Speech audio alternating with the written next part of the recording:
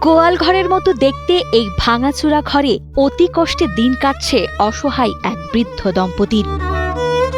অনেক কষ্ট করে সন্তানদের বড় করলেও আজ তারা বাবা মায়ের কোনো খোঁজ নেয় না, বরং মমতায় যাদের মানুষ করেছিলেন সেই সন্তানদের এমন চরম অবহেলায় দিনের পর দিন অনাহারে অর্ধাহারে কাটছে এই বৃদ্ধ মা বাবার জীবন। খুব কষ্ট, এই ভাতের কাপড়ের ঘর বাড়ির সবটার কষ্ট। এই মানুষ যদি দেয় একটু খালাম, একটু চাইল মাইল, একটু হাত বাজারটা বুঝে যদি দেয় খালাম।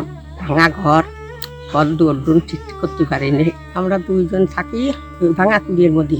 ঝিনাইদহের সদর উপজেলার আর্যনারায়ণপুর গ্রামের এই দম্পতির সংসারে 4 মেয়ে ও 2 ছেলে ছিল। 2 মেয়ে আগেই মারা গেছেন, আর বাকি 2 মেয়ের বিয়ে হয়েছে অতি দরিদ্র পরিবারে। অন্যদিকে 2 ছেলে কয়েক বছর আগে বাবা মাকে এই জীর্ণ কুঠিরে ফেলে রেখে গ্রামের অন্য জায়গায় নতুন বাড়ি করে বসবাস করছেন। ছেলেরা এখন আর তাদের সাথে কোনো যোগাযোগ রাখে না। শতবর্ষী আয়ুব আলী এখন বয়সের ভারে চলাফেরার শক্তি হারিয়েছেন। একটি হুইল চেয়ার আর বৃদ্ধা স্ত্রী এখন তার শেষ সম্বল। কষ্ট তো হয় বাপ, সন্তানাদি মানুষ করে টাকার কামাই খাবো বলে এত কষ্ট, আর সেটাই যদি আমার হলে তো কষ্ট লাগে না। তো টাকার এত খাটনি করে আমি মানুষ করেছি না, আসছে কর কোথায় না, তাহলে মামা দেবে না।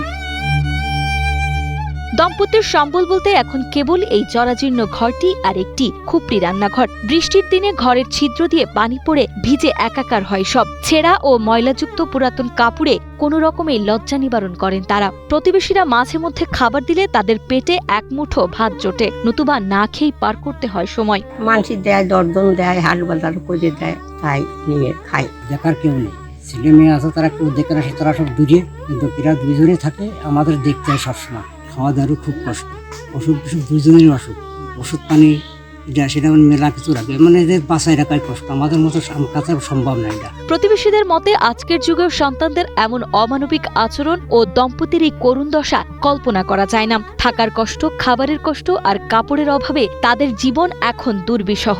অসুস্থ স্বামীকে নিয়ে খোদেজা বেগম নিরন্তর সংগ্রাম করে যাচ্ছেন। এই অসহায় বৃদ্ধ দম্পতির মুখে দুমুঠো অন্ন তুলে দিতে এবং তাদের একটু স্বস্তি দিতে সমাজের বিত্তবান ও সচেতন মানুষের এগিয়ে আসার জোরালো আহ্বান জানিয়েছেন প্রতিবেশীরা।